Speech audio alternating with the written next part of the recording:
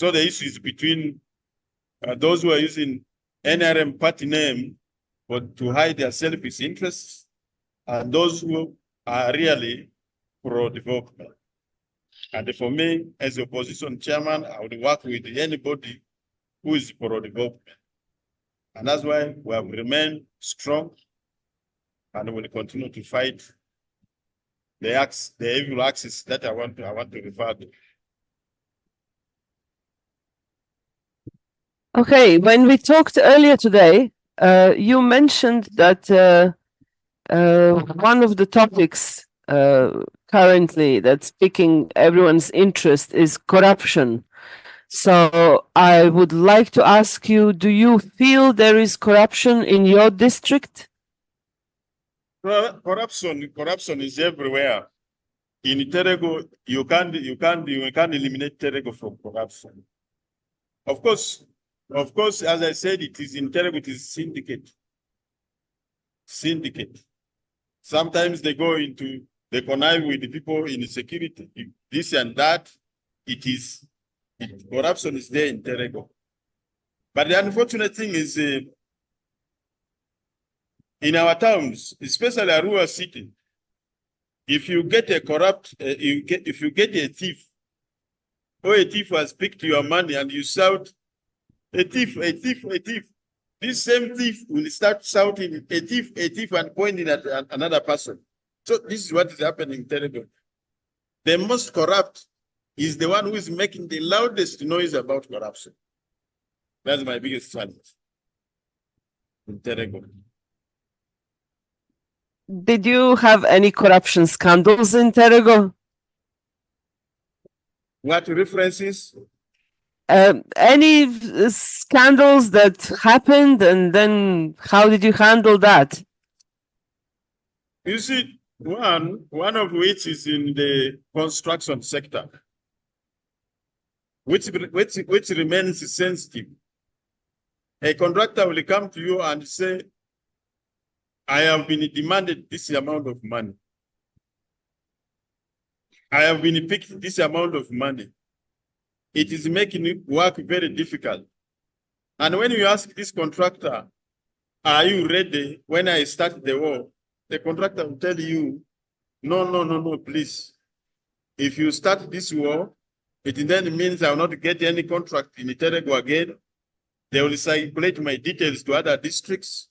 I will not get contracts in the whole region. So what do? You remain now scratching your chest out of anger. There is nothing else you can do. Just now scratch your chest out of anger. Because the contractor will not be willing to associate with that statement he has made in hiding. So those are some of the forms of corruption that I am talking about. What kind of money are we talking about?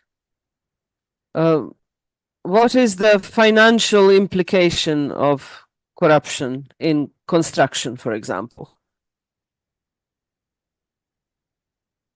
Come again? I'm just, what's on my mind, for example, is what is the value of these construction projects? What kind of money are we talking about? Are these big construction? Yes. Are these big projects or small projects? I'm talking about. Yeah. They are huge monies, by the way. For instance, we are constructing the administrative block, which is 3.1 billion. We are constructing the stadium, which is 1.9 billion. We are constructing a bridge, which is bridge, I don't have, about 2.something billion. So these are monies which are in billions. So when the monies that are picked, certainly will be huge monies. But because the contractors cannot accept to back you up, you have nothing to do. You just now simply remain in anger, and that's your anger and frustration quiet. But certainly the impact will be the quality of the works that are done. And a number of the projects are taking long now to be completed. are the projects financed by the district or the finance comes from the Ministry of Finance? Of course, you may be aware districts are really limping in terms of local revenue sources. All the lucrative sources of local revenue are being monopolized by the central government. For instance, if you have a mineral in your district, it is the central government that collects the revenue, not even the district. What comes to the district is in the form of the royalties. And two, these small motorcycles, border borders, Yeah. the taxes are collected by central government. So virtually, districts are left with the poor women, the poor men, the old men, the sick persons in the village that they must tax. And this itself cannot generate all the money you need. In other words, much of the money that we use has to come from central government. So this is like over 90% of the money comes from central government. Right. And the monies I'm talking about are monies that specifically come to refugee hosting districts under two major projects or programs, which is Dr. Deep and Kusumi. Additional funding, refugee window. So those are the monies coming to the central government from World Bank, central government, then to the local governments. So how then is a small district like yours going to progress if there is no electrification? You cannot set up businesses, you cannot set up factories. If you can't set up factories, you can't give jobs to people. So how will you manage without electricity? Are there any solutions to that? We will manage through prayers now, because the prayer is that we'll continue praying to God that one day this electricity comes, because really the situation is very bad in the district. For instance, the youths would want to do metal fabrication, welding, and right now a number of trading centers, they are using generators, which is not cost effective. It will not generate for them the profits that they would want to make. So it is such a big challenge. But our prayer is that one day this scenario will change. Power will come. Our people will be able to establish small businesses, including even printers. Because even next to the district headquarters is a young man who came from Kampala with a very huge machine, thinking the poles he saw around the district headquarters had power. On arrival, is there power? There is no power. So he has simply packed the machine, waiting for God one day to answer the prayers, and the power comes, and then he starts using the machine. But for now, it is a big challenge.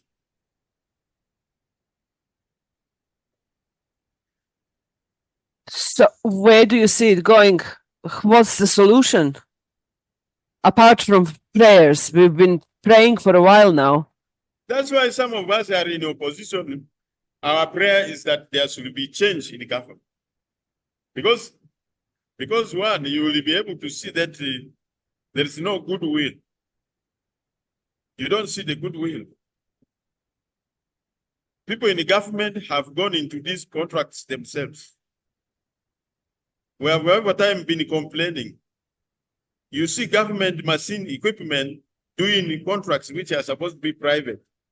How do they get there? So individuals in the government masquerade as companies, and they're sometimes the ones doing this contract, getting these jobs and businesses themselves. So it is the reason why we pray there should be change to the government, that a new team probably may have the goodwill to see this country progressing further than this.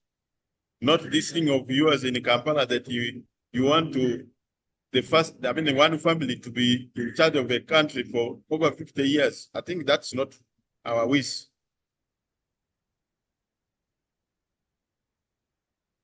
So our wish is there should be change in the leadership, so that we also see change in what is happening.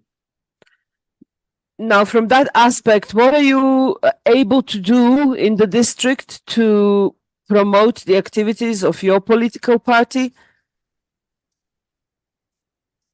Yes, I am proud of my party, a party which is run on values. One value is time management. And for your information, about a month ago, I was at the World Bank. They praised me for arriving there 1 minute after 2 p.m., which was the stipulated time for our meeting to start. So that, for me, is something that I identify with. Of course, the issue of God-fearingness, the issue of integrity. So I'm proud of the party. And for your information and the information of the viewers, recently, West Nile concluded a vote in what they call the West Nile Quality Brand Awards. As a member of Alliance for National Transformation, I am very proud to announce myself as the winner for the best political leader in terms of service delivery in West Nile. And it is the reason why I get invitations all over the districts for me to go and address people. And for your information, God willing, tomorrow I will be in Kampala to address the Lugbara community at Makerere University Business School. So these are some of the things that I am proud of to be a member of Alliance for National Transformation. But of course, at my level, I do everything possible to sell the party to the community that I lead. I do this by organizing meetings with, first of all, with the party members that I commission how to go and look for more members. Come 2026, I want to place, it will not be the same thing. We'll expand our base, support base. Yeah.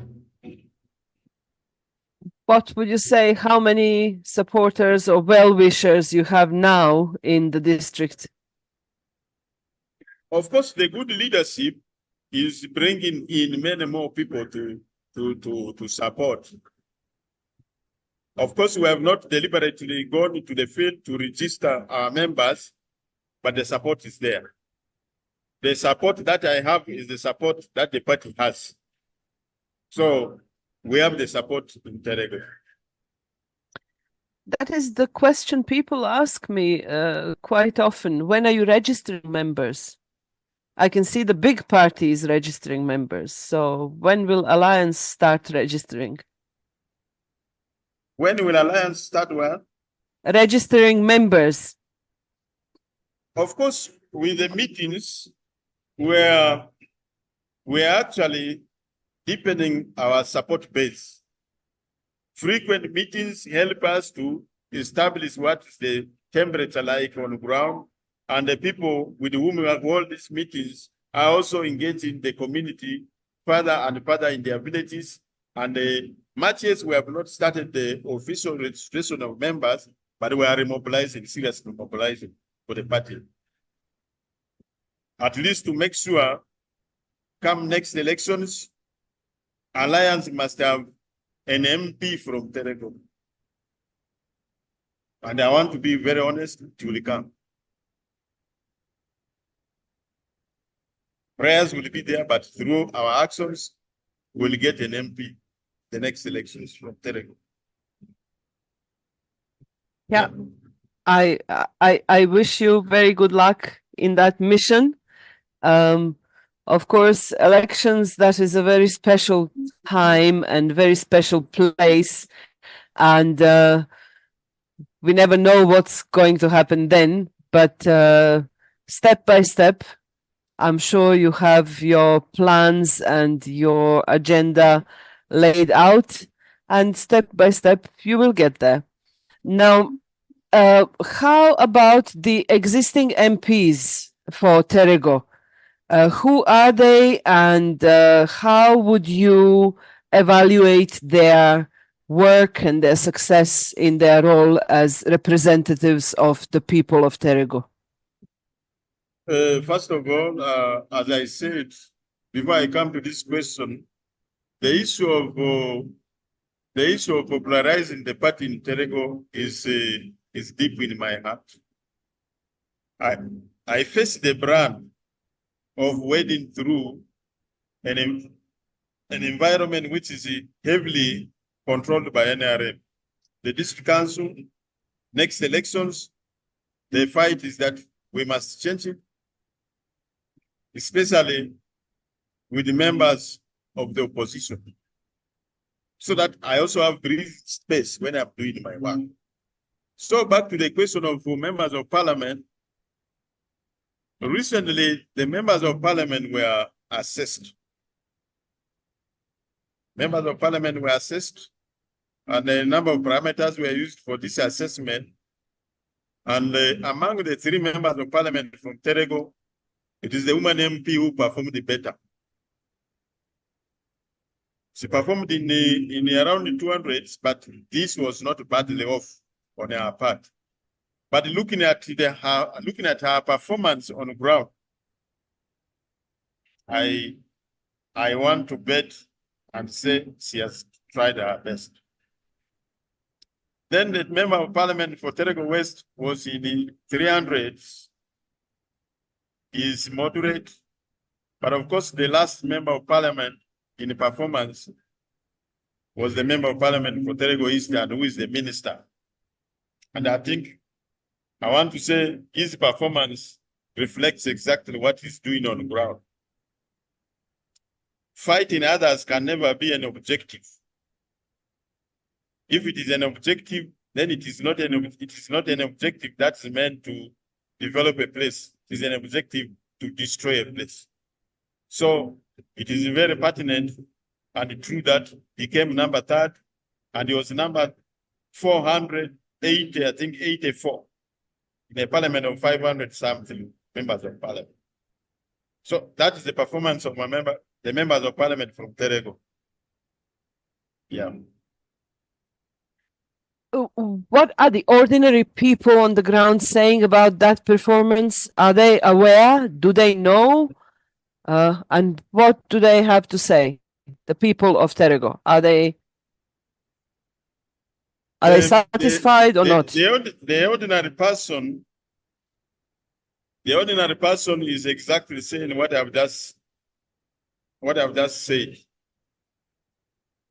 They are satisfied with the performance of the member of parliament, for woman member of parliament, and also the fact that she is able to say, this is opposition, let us work together and transform our district. They are happy. For Terego West, they are moderate, they are divided. There are those who are saying he has done well, there are those who are saying he has not performed, but of course, that's the voter. But of course, Terego East, it needs a lot of prayers. It needs a lot of prayers. The voter is not satisfied. For those who are in Arua, they will attest to what I have said. Radio talk shows, the comments by the ordinary voter, ordinary person from Terego, are not the best for him. Much as he might have radicalized a few to sing about himself, but I don't think it is the wish of the people that he returns to parliament. So the voter, when the report card came out, the radio stations, by the way, sang about this report card. Deliberate programs in the morning, call-in hours for voters to express their approval or disapproval of the report. And I think they have spoken about this at length, and they know what is happening. And lastly, you can't be an MP. You are all the time in your constituency, yet parliamentary business is transacted in Kampala. So the moment you are in the constituency, you have just simply joined a team of complainants. Team of complainants, you are not part of the solution to address the complaints that the voter and the ordinary person has. So you have joined them. The best is come and stay with them in the village, let somebody else go and represent the people in Parliament. I am not saying MPs must remain in Kampala, but when you come to the constituency, you must come with a program to say, I am going to consult the people on the matters A, B, C, D, and I need views of the common man on those matters. But you are not consulting, you are simply undermining other leaders, and moreover undermining them, not on matters of principle, but on a rather selfish matters. And I think that can never drive our district to the level that we want. We can never take our district to the promised land. Can voters recall him? Of course, the procedures of recalling an MP are not very clear. They are not very clear. It is a little bit complicated. You know, because being in the parliament is sweet, they made it a little bit complicated, but it is only made easy for a district chairperson. The councillors can gang up and they move censor motion, it's removed. But for a member of parliament, you have to go collecting signatures from, I don't know how many thousands of people, which is very rigorous and too costly and difficult to attain. So it is not easy to remove a member. Otherwise, they would have recalled. Of course, the opportunity to recall them now, call a member of parliament, is the next elections. You want to remove a member of parliament, you have to tolerate him or her for the entire 5 years. Then you come and pour your anger during the campaigns and the next elections. But of course, a bad person would have already injured you badly in the 5 years. He's in a position of leaders. Has anyone ever been recalled? Do you remember? A member of parliament, I've never recalled. I've never remembered a member of parliament who has been recalled by voters. No. So would you say it's impossible? So recalling a member of parliament can only be it can only be done through elections. You vote him out in the upcoming election. Like for now, if you want to recall a member of parliament, the word may not be recalled, but if you want to remove a member of parliament, you have to vote him out during the time of elections. That's what I was saying. Yeah, but then you're looking at 5 years of having to look at that person and you can see they don't measure up. So how do we avoid these situations? Of course, to avoid this scenario, you have now to invest in the community, conscientizing them, making them aware of the political environment, the electoral processes, so that when they are taking decisions in elections, they are taking decisions that are informed, not simply because a candidate has come with 1,000 shillings. Because now 1,000 shillings is big money in the village. It is good and big enough to change the course of direction of the thinking of a voter. So there must be deliberate. We can only change this by deliberate investment in the voter education, civic education. Of course, this can never be done by anybody. Uganda Human Rights Commission, I think, is the body that's responsible for civic education, and somewhat electoral commission. They will never invest in that area. Why do you think so? Why do you say so? Of course, in our Ugandan politics, an uninformed voter is better than an informed voter, a voter who is informed. Because an informed voter will take the right decision. Over time, if you have been keen in our politics, each time elections are conducted, quality of leaders keeps dropping. Quality of leaders keeps dropping. Why? Because the status quo or those who are already in the power would want to remain in the power, and this can only be possible if weak leaders are elected. If strong leaders are elected, that becomes a risk. It becomes a threat. It becomes insecurity to the regime and establishment. So everything possible must be made in order to make sure weak people are in the positions of leadership so that they can be ruled for a longer time. It is the same reason why the Constitution has remained only in English. There are so many provisions in the Constitution. If the common man got to understand and know, they will have already decided otherwise long time ago.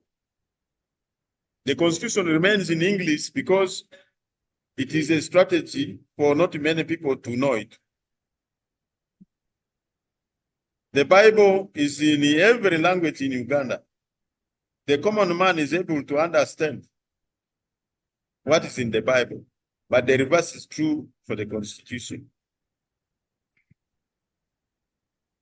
Well, that then is maybe one of the root problems where these misunderstandings and lack of information comes from. Is it possible to get it translated? It is the responsibility of the government to translate. It is even written in the Constitution that the book would be translated in all the major languages in the country. No single language has benefited from that provision. No single tribe has benefited from that provision in the Constitution. So the Constitution has remained solid in one language, and that is English, which is a foreign language, which denies many of our people from reading it.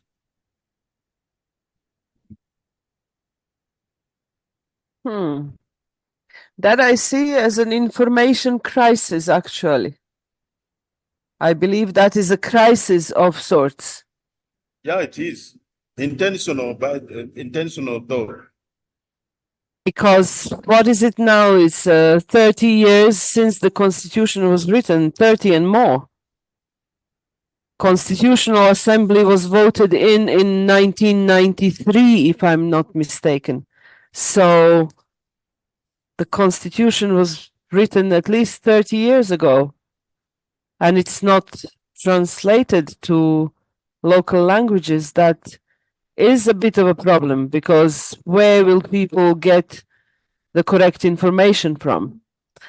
But moving away from that topic, because we have about 30 minutes to go, I wanted to ask you about the recent uproar against the parliament and quite a number of examples of how parliament is misusing its powers and finances to do all sorts of things in Kampala, employ people who are not supposed to be employed there, and we're talking of some quite interesting sums of money. I think some withdrawals from parliament budget exceed your annual budget. So what's your take on what's been going on? Let's start from Mabati Saga. How about we start back there? What happened with Mabati Saga, for example? Mabati Saga, first of all, Andersen, this is a strategy. There are three arms of government: the judiciary, legislature, and executive. In our Ugandan situation, the executive and the legislature, and even increasingly the judiciary, are getting fused together, and it's for a purpose.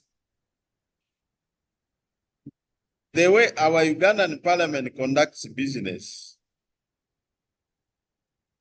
they are rewarding themselves because they know we are in an era of primitive capitalism, where you either eat or you are eaten. First of all, if you look at salaries, the executive at a higher level and the parliament, they remunerate themselves very well. Parliament is remunerated very well because parliament has two responsibilities that the executive fears. If they are not treated very well, they can use those provisions that it becomes a problem. Parliament approves supplementary budgets. The executive is very interested in supplementary budgets. So for parliament to approve supplementary budgets, they must also be treated very well. Two, parliament has powers to impeach a president in our constitution. So to keep them busy and away from thinking about impeaching a president, they must be allowed to play around with the money. And that's exactly what you see. Local governments are the face of government.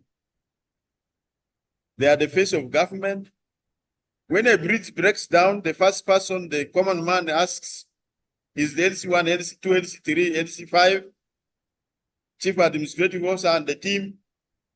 But the bulk of the money is kept in Kampala for people to pray about with.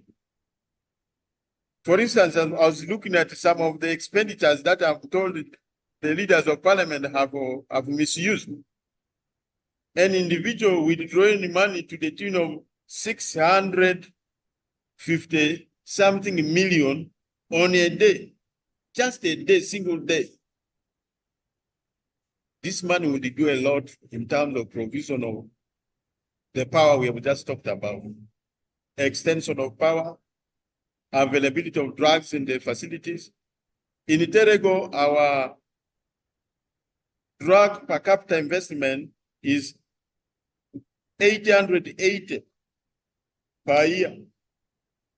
That means, Andersen, if you came to Terego, your budget would be, that is if you are counted, if you are counted from Terego as a citizen from here, if the census night gets you in Terego, your budget would be 880 shillings for drugs, for medicine in the whole year.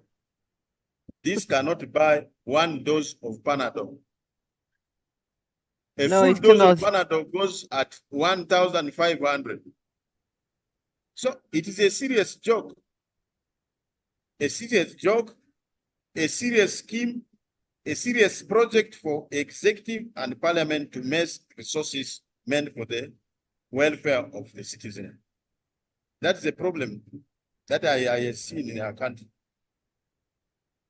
They are doing this deliberately.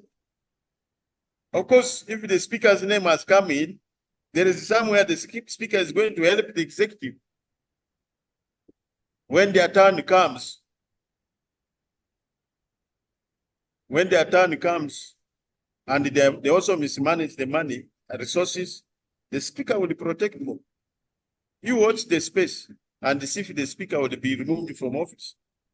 It will never happen. These people are in a club. I want to say it is a club of looters. People are looting the common man. I was calculating 3-point-something billion just in a spell of about 6 months.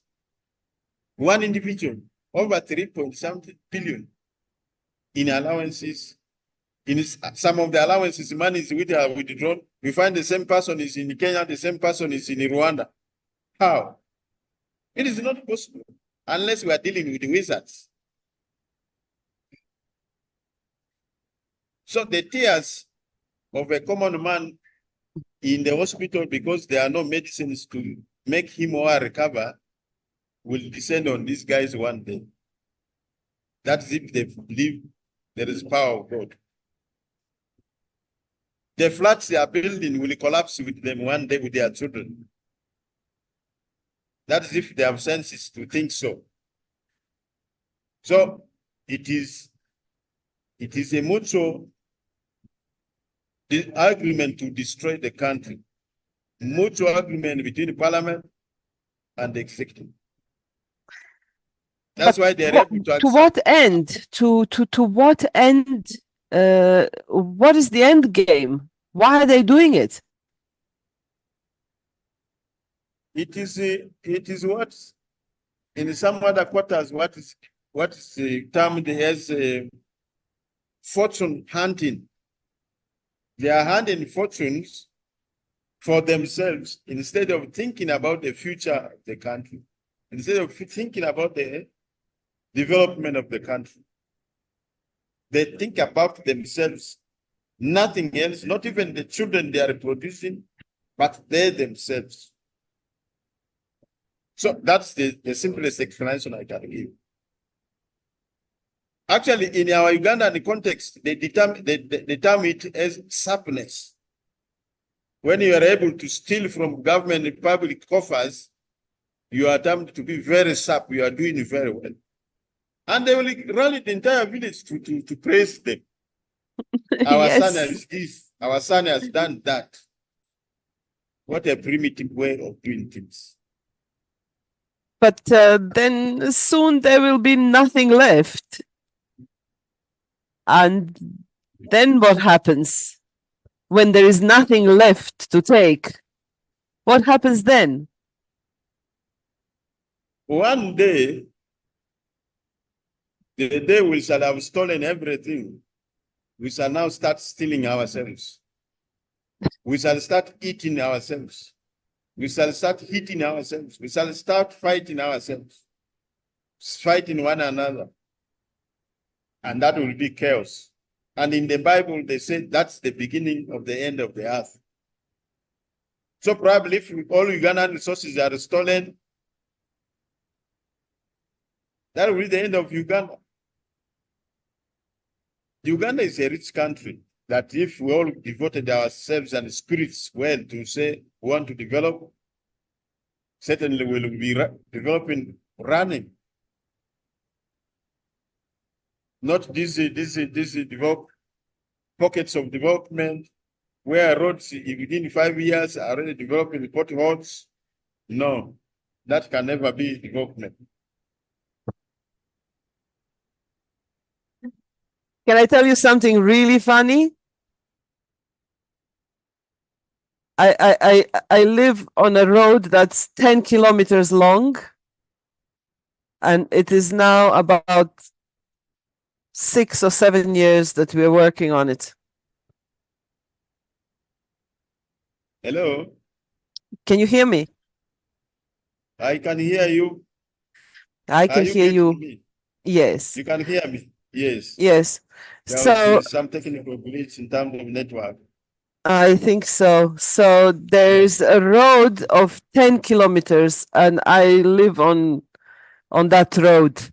And that road's been in the works for the past 6 or 7 years. Machinery, people, employees, 10 kilometers. Which road is that? It's Kitala Gerenge. Even From in Kital- even in Terego, Uh-huh. in Terego, in the Western, a number of roads have been sung about, including Koboko Yumbe Road, which Uh-huh. I'm told the World Bank gave the money in 2017 to date. The works have not started. I'm also afraid whether the funds are still intact or they have grown legs and disappear. Or they've grown interest. They have grown interest Yes. which will not be declared. No, interest which will have to be paid. Yeah, true. Yes, for sure. We'll have to pay. Yes.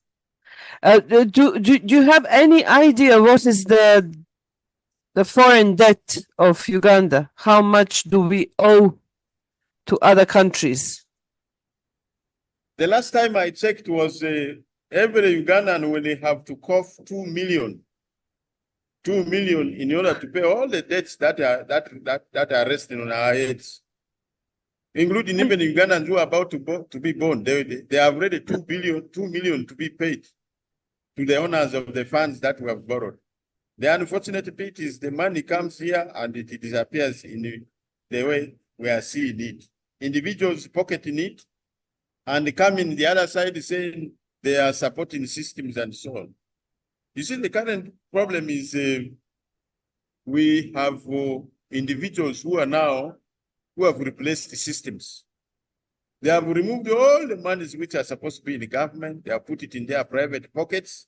They are moving around, throwing the money around, and they want to be praised that they are supporting the community, they are supporting projects, which is not true. Where did you get the money from? You got the money from government systems. Please return the money back to the systems. FUFA runs out of money. You find an individual in the government runs there and says, I am bailing you out. Bailing FUFA out of which money? Stolen money. No, this must stop. I very much understand what you're saying. So how will it stop? What do you think needs to happen for things to change? Uganda needs to wake up and realize that pocketing public funds is not sapness. It is something which should be punishable, and it is something which should be made a difficult thing by making sure those whose names are featured should be voted out. But unfortunately, people are still sleeping. You'll find the same people going back to the villages, pouring the stolen money in order to be voted back to offices. So Ugandans need to wake up from sleep. And that can only happen if we have cautious and deliberate investment in sensitizing our people about what is happening in our country. And the responsibility is on all of us, both educated and educated, who are able to at least change the mindset of one or two people. So that's the only solution. I have a question about information dissemination. Do you think Ugandan media is giving a balanced information to their audiences, especially when it comes to political activities? The answer is no. To another extent, no, because one, even Ugandan media now is suffering from self-censorship. Self-censorship, and they are heavily controlled by government. And that's the reason why government has threatened them and said every media house must provide airtime for government to use. That is a tight grip and control on the media. They have simply now become commercial stations, commercial media, commercial houses. Because you want the business from government, you are forced to keep quiet and ignore facts, ignore what is happening. Most of the media houses have now relegated themselves to protocol reporting. Hey, so Minister so and so said this. There is now no much investigative journalism. So our media is deep into censorship. So I don't think they can be relied on so much to say they are a solution to this problem. They have much more drifted purely to be commercial, because the times have also changed. They need money to survive. They are now forced to try to be lenient enough so that people keep going to them and paying money to them. I am a minister. I have a budget to control. You are a media house. You bring out my my gaps, I will stop my ministry from advertising on your media. So that is the scenario where we have gone. That is just simple blackmail. I mean, isn't that what it is called when you put conditions to people who are supposed to be free and make free choices? So, yeah. I have been following also on Twitter. There were some recent discussions about Uganda Parliament exhibition. I don't know if you're active on Twitter. Previously, there was Uganda Health exhibition and education exhibition and roads exhibition, pothole exhibition. So there's quite a lot going on, and people don't seem to be happy at all with what is going on.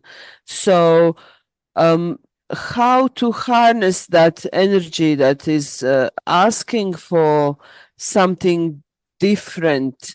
Do you have people who come to you and ask you for direction, what to do, how to focus their energies to be productive, how to create something in life? Do you as a leader have time for young people to give them guidance and to give them direction?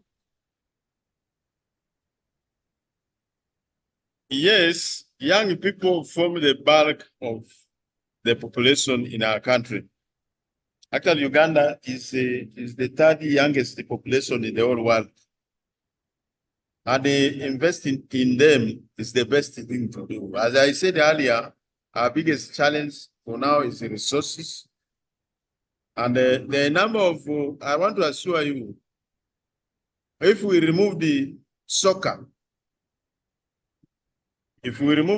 from Uganda, that will be the end of Uganda. The young people are peaceful. They are tolerating some of these things. They are ignored. They are ignoring them. They are not interested in them because their attention is properly diverted by soccer. You remove soccer, they will get to know that we leaders are not doing enough for them.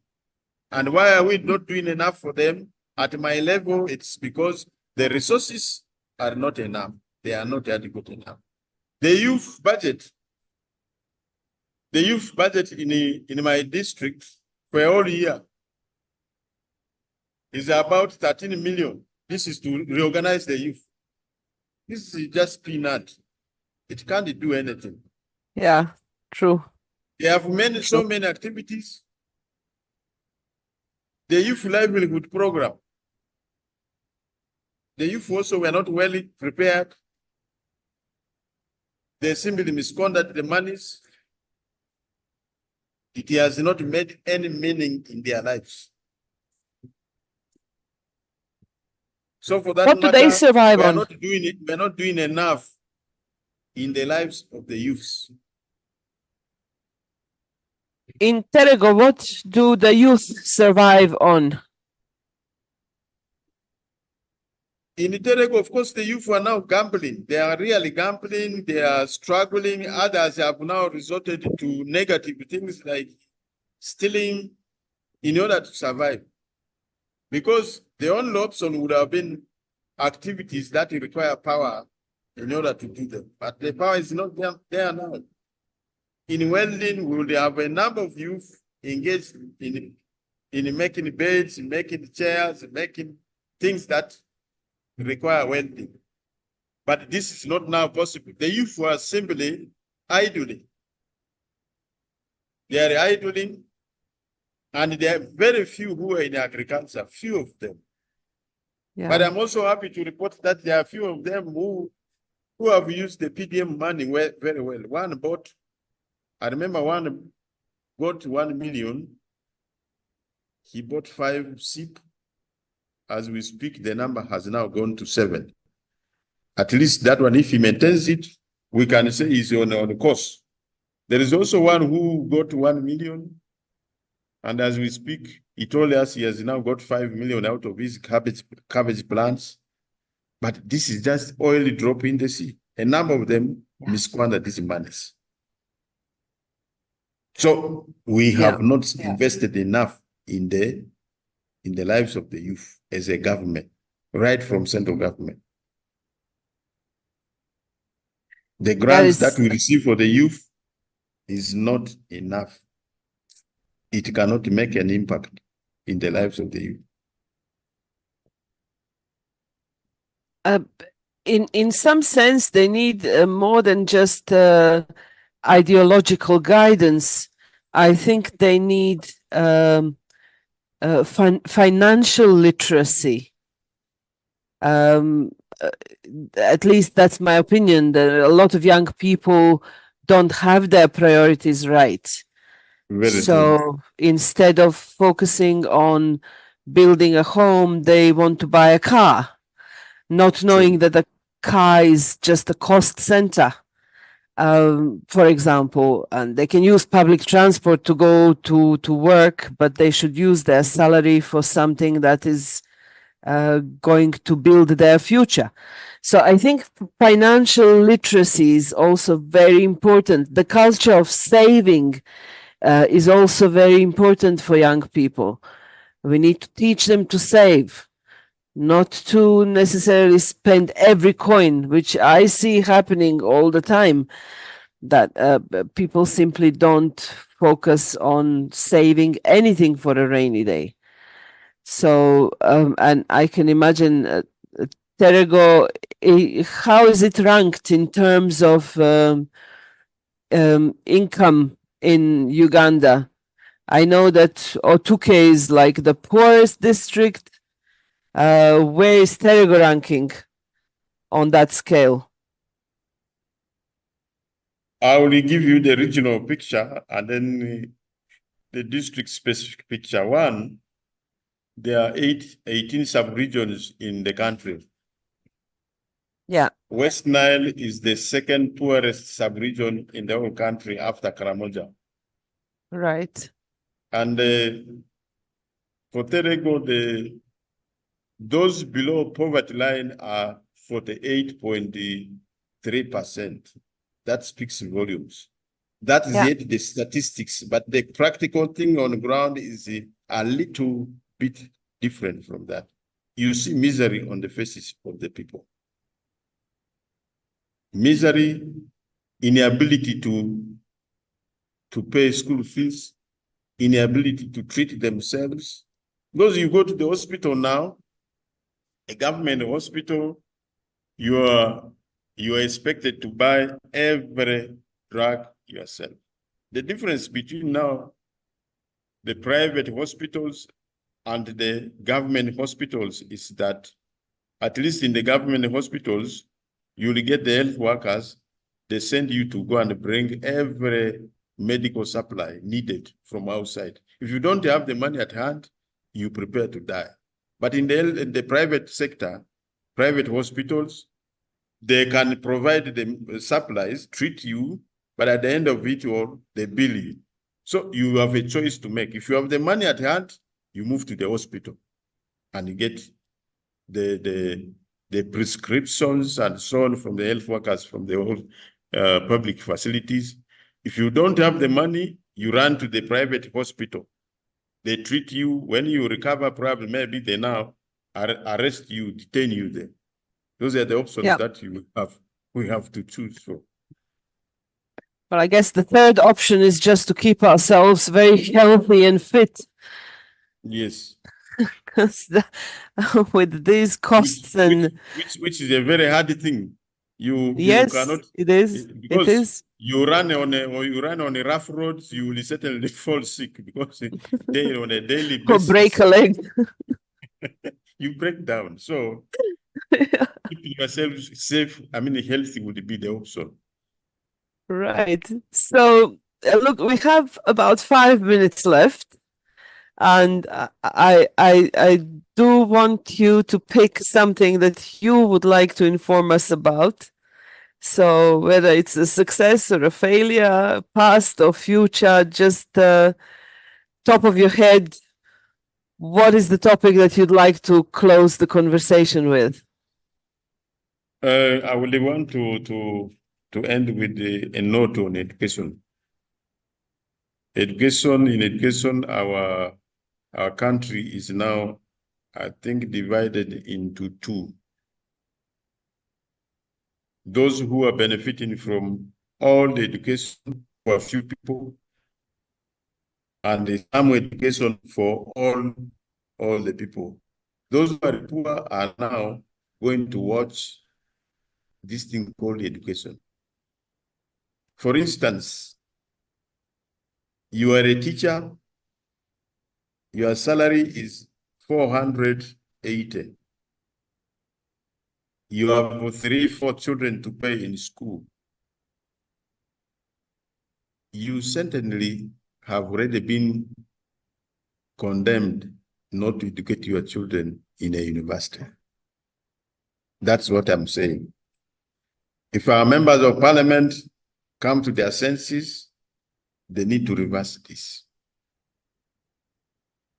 Primary education, it has been preached, it is supposed to be free.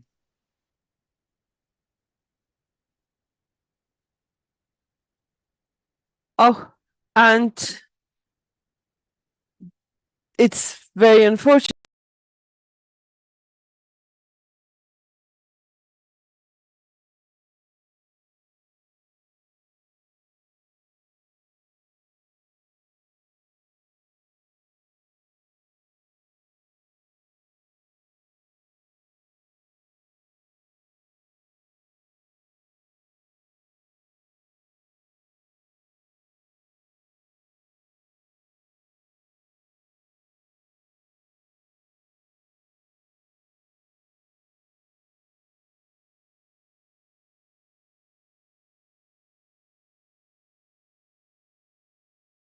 And for everyone else in Uganda and everywhere around the world, wherever you're watching from, this was In Conversation with Honorable Wilfred Saka, and I am the host, Nada Andersen. So till